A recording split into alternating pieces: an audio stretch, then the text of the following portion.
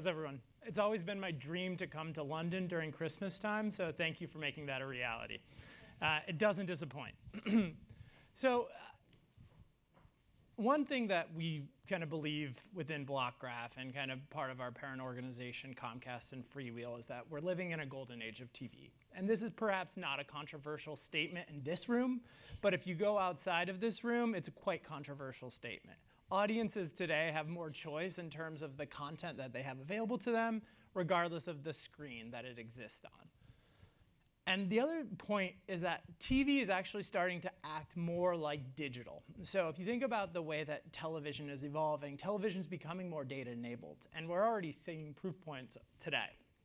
They're the direct-to-consumer streaming wars that are underway. And the traditional TV incumbents are spending billions of investment dollars in building out data and tech capabilities.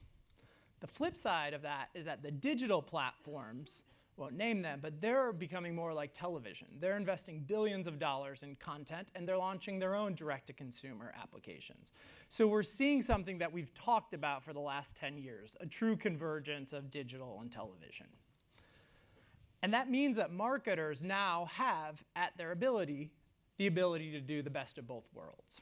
From a television perspective, a lot of the capabilities that have made TV such a great platform for advertising, they're not going away.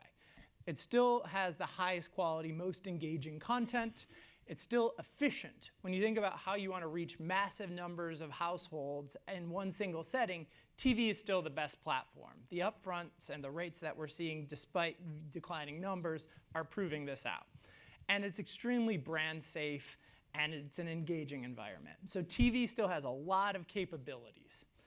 And I think the opportunity is that as TV becomes more data-driven and digitally enabled, it can also start applying some of those digital capabilities, whether that's optimized planning, targeting, or post-campaign measurement and attribution analysis. All of this is becoming a reality today. And marketers are taking note.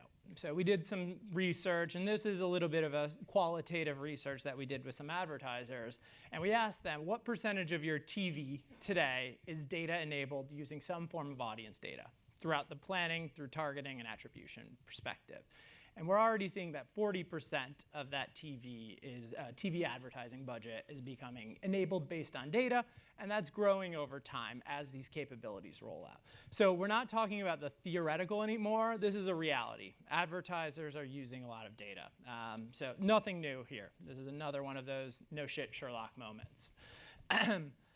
However, TV's not really tapping the full potential of its capabilities quite yet. And I think that's because there's a couple of key challenges that we're still facing. We see it in the US, we're definitely seeing it here in Europe. And the first is that every party in the ecosystem has their own data silo. So the MVPDs in the US or operators here have the audience data, subscriber information. They really understand who's in front of a screen. And they all see it as a source of competitive advantage. And there are also marketers who have built their own CRM databases, publishers who have built their own audience knowledge, and everyone sees that data as a competitive source of advantage. No one wants to cede control to a third party.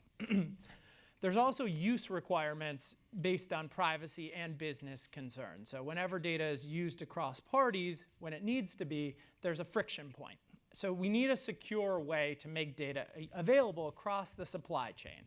Because TV, unlike digital, has a much more complex supply chain where the broadcaster needs to work with the operator if the targeting is going to be enabled in that capability. So I think this is one thing that needs to be uniquely solved within the television ecosystem. And we're facing some challenges. That's not to say there aren't proof points on how this can work. There are, but it's still evolving. The other piece of the puzzle from a challenge perspective is that there are a lack of standards and there's a lack of data interoperability. So there are a series of walled gardens, and if you're a marketer trying to understand an audience across those walled gardens, it's a big challenge. And then lastly, our industry has a certain set of inertia, whether that's trading on GRP or using existing trusted third-party methodologies for allowing targeting and planning and reporting that serve a purpose, but they're not optimal. So there's a lot of inertia and there's a lot of cost that has resulted in trying to collaborate across the industry. So we need an easier and more scalable solution. Blockgraph is an initiative that we've incubated today within Freewheel, part of Comcast. And the goal was to create a platform that solves some of these challenges for the television and the advanced TV ecosystem. So we got out to building that platform. And the first principle that we had when we were building the platform was that audience, the platform needed to be serving the unique purposes of TV, and it needed to serve the entire industry. In order to do that, we needed to create a way that data could stay within the control of the people who had the right consents to use it. So stay within the controller's hands. So we got out and we built a decentralized data network.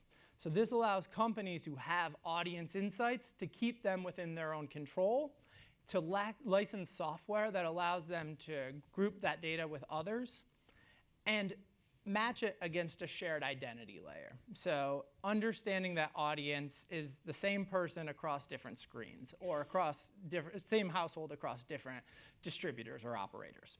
So the Blockgraph is a way for the TV industry to match their data together. We're also building access controls that allow each party to dictate who they want to work with and what are the terms of those agreements. So being able to specify the partners that a different industry participant wants to work with, whether that's an agency, an advertiser, a data provider, an operator, et cetera. Being able to configure who those sharing agreements need to work with is really, really important for both privacy and business reasons. And then anytime that data is being shared, it's only done with anonymized data, and it's done over secure channels. So our platform set out to build those things, and we've been building it over the last 2 years and really starting to see a lot of momentum in the US, hoping to bring that over to Europe next year. In terms of what that enables, because that's just the audience platform, that's the technology that we wanted to create to allow this capability. It can really work across all of the media, data-driven advanced TV use cases, whether that's optimizing a campaign for linear across different distributors or operators and using the audience viewing habits to inform it, whether that's actual addressability, so being able to pass the segment to the operator for them to be able to activate it, whether it's post-campaign measurement for a custom audience, or audience-based attribution. These are the applications and the use cases that we'll look to enable. Not to say we'll build all of these, we're building the platform that others will participate in executing. So you may be asking, how does this work versus today's world, where we have trusted third parties and we leverage them to do all of the audience activity? Well, in today's world, each of those two parties that are involved in a transaction, the advertiser and the media company, send their data, their audience file, to a trusted third party. That trusted third party does the matching exercise, and they create synthetic audience record IDs. It works, but it can be slow, it can be expensive, and it relies on a single party in the middle who is actually facilitating that transaction. So there's some risk.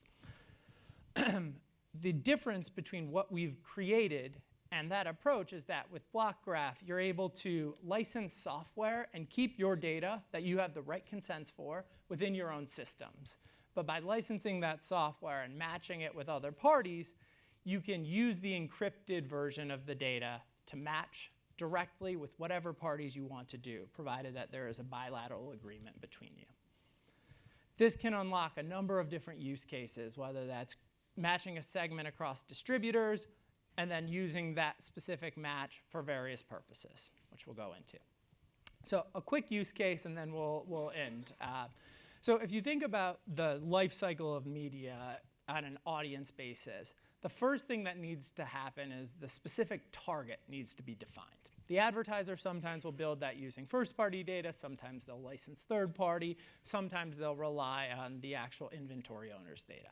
It varies. But in this example, let's assume that the advertiser wanted to create a custom segment. So Toyota knows who's in market for a given car within the next 90 days. They specify that segment within their own system. They use the software to encrypt all of the audience records. They pass that over to the distributor for activation. And then the distributor, for the matched users, can decrypt the segment and figure out which households are actually in target for that campaign. All of this is done without any data leakage. All of it is done in a way that is privacy forward. Once the distributor knows which households are in target, then they can simply look up in real time whether or not a given household is matching the segment, and their systems can actually take action on that. So decide whether or not to target that particular household with a campaign.